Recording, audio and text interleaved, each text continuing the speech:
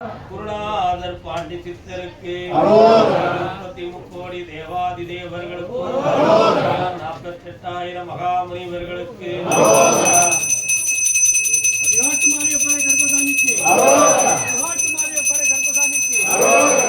பாண்டி சித்தருக்கு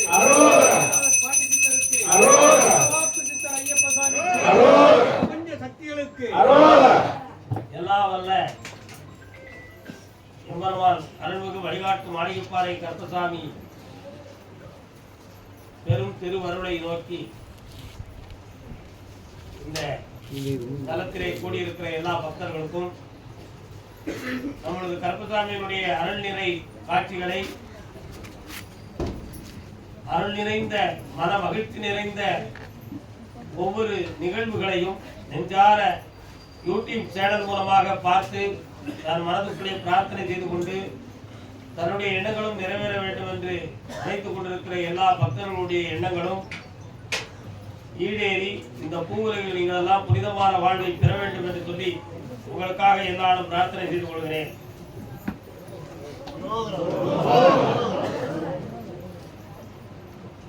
சொந்தம், பற்று, பாசம் இந்த மூன்று தான் மனிதனுடைய துயரத்துக்கு காரணம் என்று எல்லா முனிவர்களும் எல்லா துறவிகளும் எல்லா ஞானிகர்களுமே சொல்லிவிட்டார்கள். ஆனால் அதை வெறுத்தவர்களும் பலர், ஏன் இப்படி சொல்லிவிட்டார்கள் என்று சிந்தித்தவர்கள் பலர்,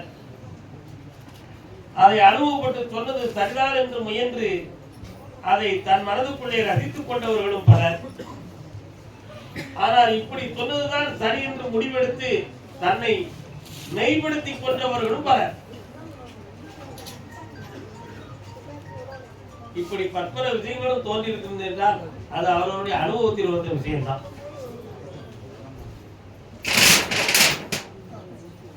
துன்பமெல்லாம் நம் மனதை சுத்தம் செய்யத்தான் வலிய தோளிரண்டும் நம்மை தாங்கிக் கொள்ளத்தான்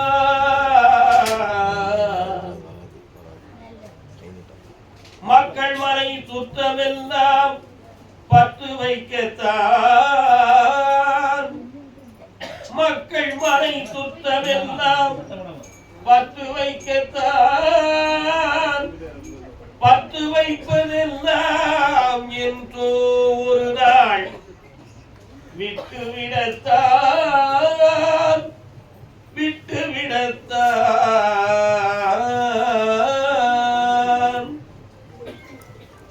இன்பத்தில் மனிதனுக்கு திமிரு வரும், சந்தோஷத்துல மனிதனுக்கு ஆணவம் வரும், மகிழ்ச்சியில தான் தான் பெரியவன் தான் தான் சிறந்தவன் தான் என்ற அகந்தை வரும். ஆனா அதே அகந்தை என்னைக்கு குறையும்னா மெல்ல மெல்ல துன்பம் அவனை தழுவிடுதுன்னா திமிரு அடங்கிடும். அடுத்தவனை அடிக்கடி அடிக்கிறதுக்கு ஓங்கிறதுக்கு கை நீடும். 4 நேரம் மலம் கழிச்சிட்டாங்கன்னா சோர்ந்து கீழே விழுந்துடும், ஊடிக்கிட்டு கையை ஊடிக்கிட்டு எந்திக்க பிறந்தாலும் ஆயிடுவான். அது ஒரு துன்பம் தான். பணத்தால எதையும் சாதிக்க முடியும் அப்படிங்கிற ஒரு திமிரு இருக்கும். சரியான ஒரு சட்டத்துல போய் மாட்டிக்கிறோம், எந்த பணம் கொடுத்தாலும் மீட்ட முடியாது. அன்னைக்கு பணம் தோத்து போகும், அங்க தர்மம் வென்று நிற்கும். அது ஒரு துன்பம் தான்.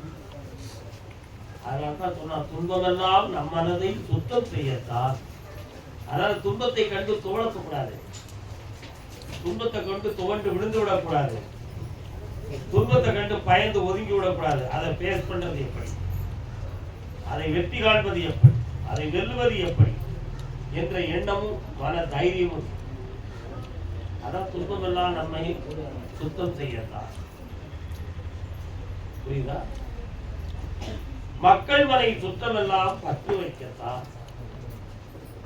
மக்கள் என் பிள்ளை, என் பேரன், என் பேத்தி, என் மனைவி, என் வீடு, என் தோப்பு பூஞ்சை காப்பு அப்படி என்பது எல்லாம் நம்ம மனதுக்கு நம்ம வளைத்துக் கொண்ட ஒரு பாசத்தின் சுமை. தோப்புல இன்னொருத்த மாடு மேஞ்சோன்னு அந்த மாட்டை யார் மாடுன்னு தெரியாது, ஆனா எவ்வளவு அங்க மாட்டை விட்டுருக்கோம்பா. ஆனா மாட்டோட வயதுக்கு மூத்தவனா இருக்கும். அவனை ஏழைன்னு சொன்னது எது? தன்னுடைய தோப்புங்கிற ஒரு பற்று. புரியுதா? அந்த சொத்து மேல வைத்த பற்று. மாட்டை விட்டுருக்கும் தன் வயசுக்கு மேலானவனா அவனை ஏழைன்னு சொல்லலாமா சொல்லக்கூடாதா என்ற சிந்தனையை கூட சிந்திக்காம எவ்வளவு நாங்க மாட்டை விட்டுருக்கதே உண்மையா? தன்னுடைய மனைவியை ஒருத்தர் குறைவிட்டான்னா அறுவடை தூக்கி வாடுவான். ஆனா இவன் இன்னொருத்த முன்னாடி 1000 ஓட சொல்லுவான். நம்முடைய பிள்ளை குற்றம் செஞ்சுன்னா அந்த குற்றத்தை திருத்தணும்னு சொல்லி ஒரு தகப்ப முயன்றான்னா அவன் உத்தமன். என் பிள்ளை அப்படித்தான் செய்வான், நீ என்ன செய்விய பார்த்துக்கலாம். அப்படி பெரிய பெரிய பெரும் புள்ளிகளே இருக்காங்க. புள்ளிகளை தப்பு செய்ய விட்டு பார்த்து அது என்னது? நம்ம பிள்ளை இந்த உலகத்துல சுதந்திரமா வாழட்டும். ஏன் இன்னொருத்த பிள்ளையுடைய சுதந்திரத்தை உன் பிள்ளை போய் கெடுத்துட்டானே, அதை பத்தி என்னைக்கா நீ உணர்ந்தியா? இல்ல. அது என்னது? தன் பிள்ளைகள் மீது வைத்த பற்று. அந்த பற்றிலே தவறுகளை தீர்க்க வேண்டும் என்ற எண்ணம் அவனுக்கு வரல. அப்ப அந்த பற்றுக்குள்ள அதர்மம் நிறைஞ்சு அதர்மம் நிறைஞ்சு பட்டினத்தார் என்ன சொன்னாரு அருமையா? பக்தி கொண்டாடுவோம், தெய்வ பக்தி கொண்டாடுவோம், பவசாகரத்திலே விழுந்து. பவசாகரம் பவம்னா பிறவி, சாகரம்னா கடல். பிறவி கடந்து போய் மனுஷன் விழுந்து கடைசியில் எல்லாம் உழந்து நீக்கும் பொழுது நம் நாடு எங்கே, நம் வீடு எங்கே, காப்பு நஞ்சை எங்கே, தோப்பு புஞ்சை எங்கே, அதிகாரம் எங்கே, வியாபாரம் எங்கே, மனைவி மக்கள் எங்கே, வைத்த ரொக்கமும் எங்கே, வாங்கின வட்டி எங்கே, எங்கே இருப்பு பெட்டி எங்கே, இவையெல்லாம் கூட வருமோ அங்கே. எதிர்பார்க்க கூட வரப்போகுது.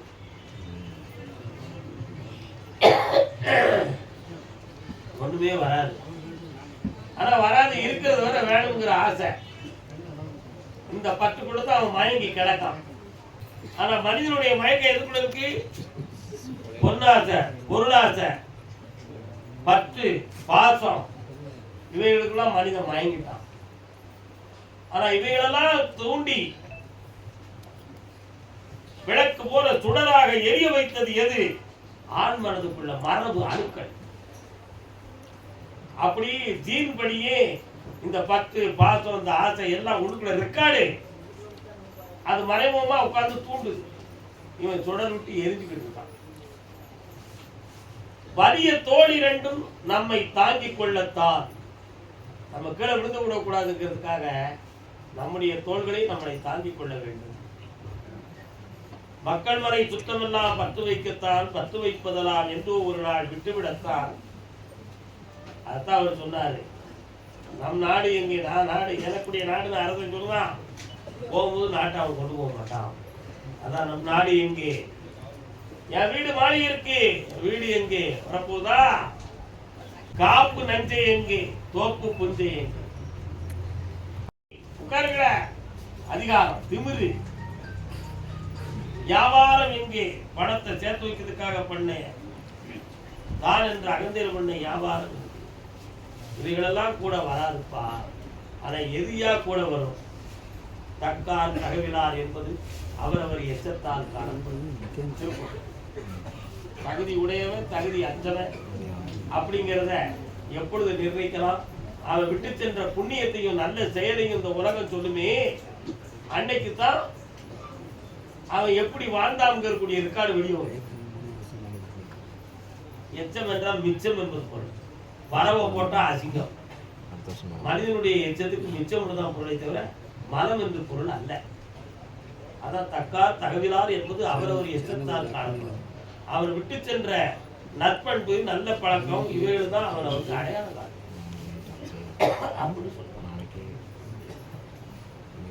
வாதுத்த தின்புயர் அண்ணாமலையார் வளர்ப்பதத்தை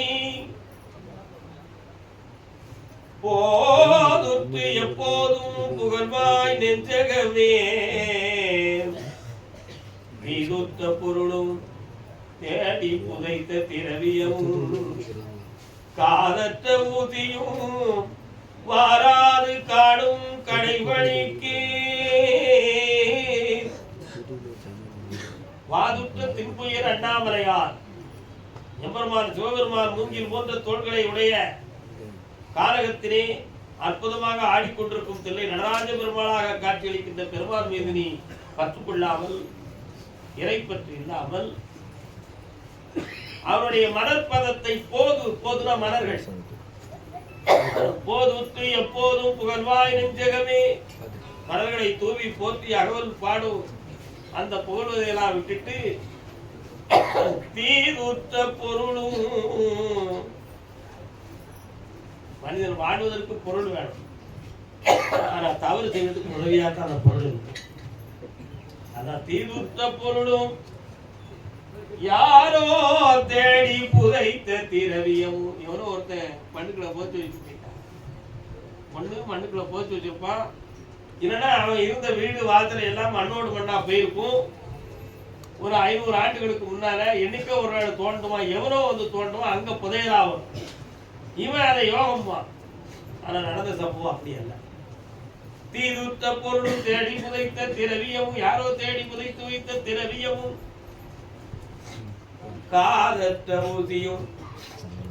நூலு பொறுக்கிறதுக்கு காது இருக்கும் ஊசில, அது கூட அறுந்து போய் இந்த ஊசி இருந்துச்சுன்னா காதற்ற ஊசியும் வாராது காடும் கடைவழிக்கு. கடைசி காலத்துல அந்த ஊசியை கூட உடம்புல சொல்லிட்டு போக முடியாது. அப்ப எதுவுமே மனிதனுக்கு கூட வரப்போறது இல்லை. ஆனா என்ன வரும்? அவன் செஞ்ச புண்ணியமும் அவன் செஞ்ச பாவமும் வரும். அது எப்படி இந்த சரீரத்துக்கு எட்டும்? ஒண்ணு சரீரம் மண்ணுக்கு இரையாகும், இல்லைன்னா நெருப்புக்கு இரையாகும். இதுதான் உலக இயற்கை. அப்ப இந்த பாவமும் புண்ணியம் இந்த சரீரத்தை சேருமா? சேராது. எதை சேரும்? வாழ்ந்து சென்ற ஆன்மாவை சேரும்.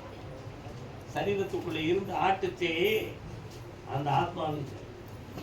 பாவம் கூடியிருக்கா, அடுத்த பிறவில அதை நிறைவேற்றத்துக்கு ஒரு பிறவி வரும். புண்ணியம் கொஞ்ச நாள் சந்தோஷமா வச்சிருக்கும், பாவம் கொஞ்ச நாள் போட்டு வருத்தும். இந்த ரெண்டும் தான் அந்த ஆன்மாவை பாடா கிடந்து படுத்தும். அதனால்தான் காற்றுள்ள போதே தூத்திக்கொள். ஒவ்வொருத்தரும் விவரமா சொன்னாங்க. காற்றுள்ள போதே தூத்திக்கொண்டா காற்று இருக்கும் பொழுதே கற்காயை பத்திட்டு நெல்லை அடிக்கான்னு சொல்லி விவசாயி சொன்னாங்க. பெரிய பெரிய பெரியோர்கள் எல்லாம் சொன்னாங்க, நான் இருக்கும் பொழுது நீ அடிக்க வேண்டியதா அடிச்சுக்காரு பெரியோர்கள் சொன்னாங்க. ஆன்மீக ஞானி என்ன சொன்னா, காற்றுள்ள போதே தூத்திக்கொள் மகனே, இந்த ஆத்மா அந்த சரீரத்துக்குள்ள இருக்கும் பொழுதே அதர்மத்தை ஒன்றை விட்டு தூத்திடுடா அப்படி சொன்ன. இதுதான் காற்றுள்ள போதே தூத்திக்கொள் அப்படின்னு சொன்ன ஒரு வார்த்தை. அந்த சரீரத்துக்குள்ள நம்ம இந்த ஆன்மாவை வச்சு வாழ்ந்துகிட்டு இருக்கும் பொழுதே அதர்மத்தை நீக்கி தர்மத்தை கையில் எடுத்து பக்தியை பெருமையாக்கி ஞானத்தை சுடராக்கி நம்முடைய மனதை பக்குவப்படுத்தணும்னு சொன்னா நமக்கு என்ன செய்யாது? புண்ணியம் நம்மளை விட்டு அகராது. ஆனா இதையெல்லாம் அகராம வைத்திருக்கிறதுக்கு காரணம் என்னன்னு சொன்னா, சொந்தம் பந்தம் பற்று பாசம், அதுக்கு வேணும் இதுக்கு வேணும் அப்படி வேணும் இப்படி வேணும்னு சொல்லி குறுக்கு வழியில் வாழ்ந்து தேடிடும் உருட்டு உலகமடா அப்படி சொல்லி எந்தெந்த வழியிலாமோ போய் பணத்தை தேடி அதுல பாவம் இருக்கா புண்ணியம் இருக்கான்னு தெரியாம எல்லாமே செஞ்சு அடுத்தவன் மனத்தை நோக வச்சு பிரத்தியாருடைய மனம் வருத்தப்படுமே அப்படிங்கிற சிந்தனையை பத்தி கொஞ்சம் கூட கவலைப்படாம எல்லா செயல்களையும் செய்து மனிதன் வாழ்தானே, அதுக்குள்ளதான் பாவம். அது எதனால வந்துச்சு? பாசம். வாழணுங்கிற ஆசை. யாருக்காக வாழணும்? தன் சந்ததியர்கள் மீது வைத்த பாசத்துக்காக. பாசத்தை ஏன் பிரிக்க முடியல? ரத்தத்திலையும் உணர்ச்சியிலையும் அது போய் பற்றிக்கிடுது. அதை பிரித்து எடுக்க முடியல. அந்த பற்று உணர்வுக்காக. இதுக்காக கடந்த மனிதன் தவிக்காம. இதுதான் உண்மை. இந்த நிலையிலிருந்து விடுபட முடியுமானா பிறவில விடுபட முடியாது. ஆனா நீ சரணாகதி ஆனா உன்னுடைய எண்ணங்களை நிறைவேற்றி உன்னைய வாழ வைக்கிறதுக்கு இறை சக்தியான முடியும். அதுக்கு உன்னுடைய மனதை வந்து நம்ம தைரியமாக்கணும், நம்ம தெளிவாக்கணும். அது வந்து ரொம்ப முக்கியம். ஒரே ஒரு பாட்டு தான். சட்டி சுட்டதடா கை விட்டதடா. அந்த பாட்டுக்கு என்ன அர்த்தம்? கவிஞர் கண்ணதாசன் ஐயா அவர்கள் எழுதினாரு. ஆனா இதை எழுதுனது வந்து யாருன்னா திருமூலருடைய பாட்டுடைய அர்த்தம். சட்டி சுட்டது கை விட்டதுன்னு சொல்லிட்டாரு. எந்த சட்டி? கருவிக்க சட்டியா? இல்ல, மனிதனுடைய உடம்பு வந்து ஒரு பாத்திரம். அந்த பாத்திரம் என்ன ஆகுது? இருக்கிற ஈரத்தன்மையிலிருந்து வாழுகின்ற பசுமை தன்மை அத்தனையும் இழந்து மரமரத்து போய் சுட்டு வறண்டது போல ஆயிடுச்சு. இயலாமைக்கு வந்துருச்சு. இயலாமைக்கு வந்த காரணத்தால பஞ்சபூதங்கள் 5 இந்த உடம்பை கைவிட்டுருச்சு. பஞ்சபூதம் எதுக்குள்ள இருக்குன்னா ஆத்மாவுக்கு ஏவல் ஆகாது. ஆத்மா இந்த உடம்பை என்ன செய்து கைவிட்டது. ஏன் கைவிட்டது? இனி இந்த சரீரத்துக்குள் இருந்து வாழ முடியாது என்ற உண்மையை உணர்ந்து இந்த சரீரத்தை இந்த ஆத்மா கைவிட்டது. இதை ஞானி இப்படி சொன்னாரு. அத கவிஞர் என்ன சொன்னாரு? சட்டி சுட்டதுடா கைவிட்டதுடா. நம்ம என்ன நினைச்சுக்கிட்டோம்? சட்டியை தூக்கி இருக்கான், அது சுட்டுருச்சு, அதனால கை விட்டுருச்சுன்னு இவன் சொல்றான். ஆனா ஞானி சொன்ன வாக்கா. அப்ப இந்த சரீரத்துல வலிமை இருக்கிறதோட மனிதன் என்ன பண்ணான்னு சொல்ல. சரீரத்துல திறன் இருக்கிறது வரை அவன் எல்லா தப்பும் செய்யும். ஒண்ணு, தனக்குன்னு செல்வாக்கு, தனக்குன்னு புகழ், எதையும் செய்ய முடியும் என்ற இருமாப்பு.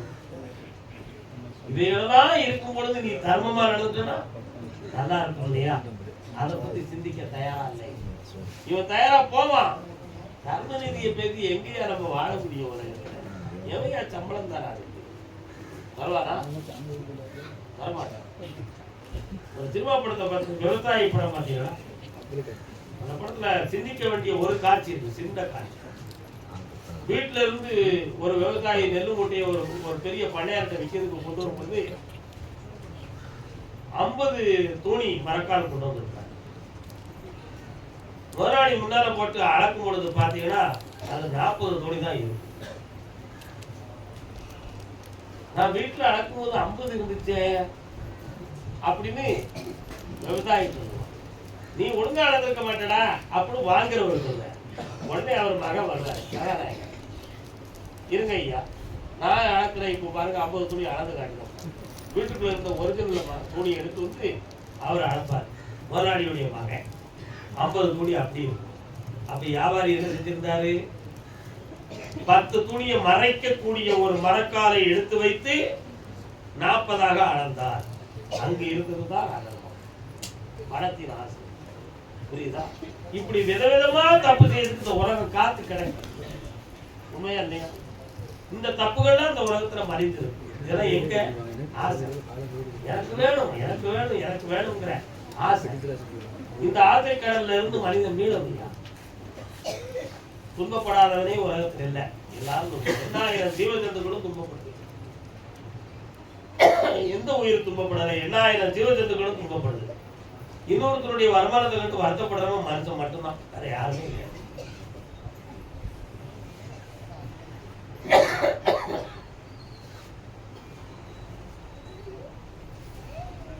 இன்னொருத்தருடைய வருமானத்தை கண்டு வருத்தப்படுறவன் மனுஷன் மட்டும்தான் வந்துருக்கான். அதே வருமானத்தில் அவனுக்கு கொஞ்சம் கூட ஒரு 10 பணத்தை கொடுத்தாச்சுன்னா அதை பத்தி வருத்தப்பட மாட்டான். வருத்தப்படுவான், இன்னும் கொஞ்சம் தரலாம், ஆனா வெளியே சொல்ல மாட்டான். அப்ப மனுஷன் எனக்கு இன்னொருத்த உழைப்ப வாழணும்னு நினைக்கான். ஏன் உன் உழைப்புக்கு இதுதான் கூலின்னு நீ நினைக்கிறியா? சிந்திக்கிறதுக்கு நீ மறந்துட்டியா? எடுத்து அடுத்தவரை பத்தி என்ன சிந்தனை?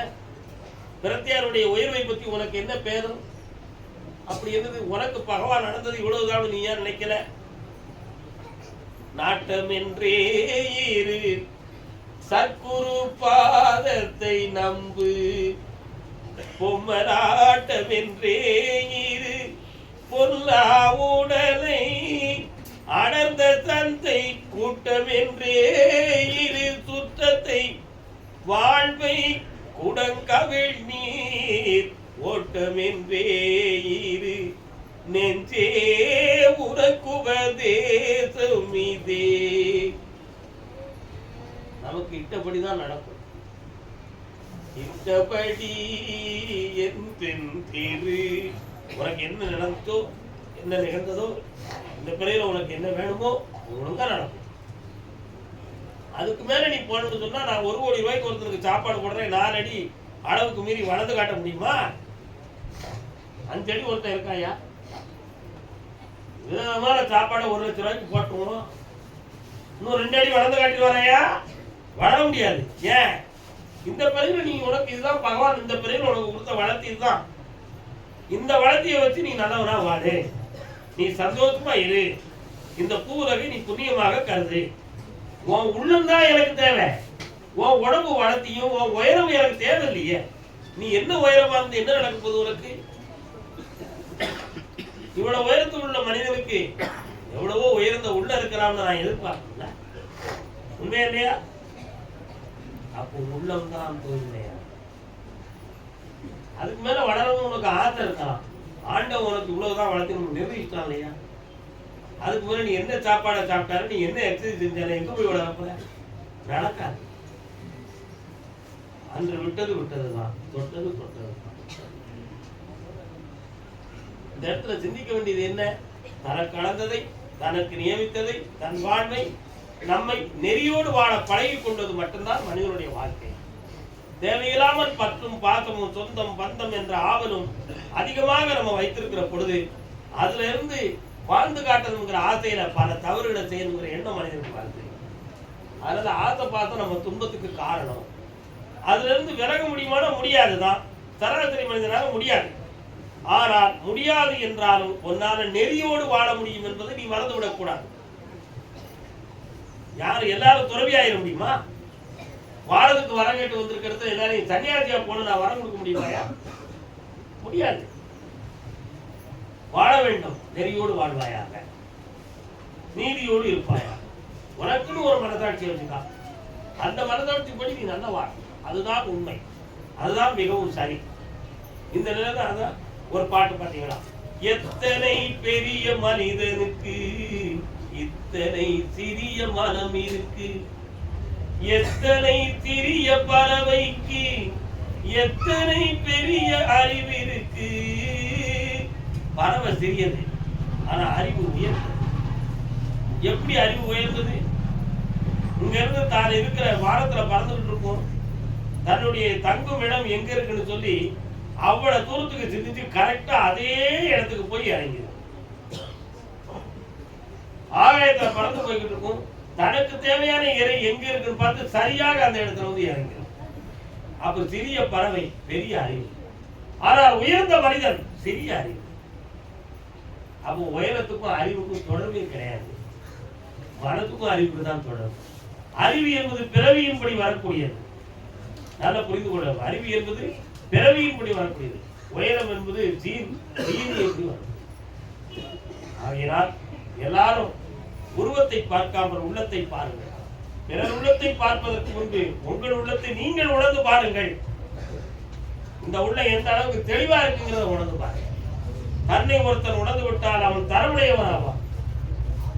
மற்றவன் குற்றத்தை அவன் பார்க்கவில்லை என்றால் அவன் மாசற்றவன் ஆகிவிடுவான்.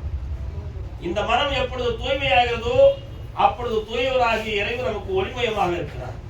மாசில்லாத மனதில் ஈசன் என்னாலும் குடியிருப்பான். அருள்வாக்கை தொடங்குவோம். ஆனந்தமடைவோம்.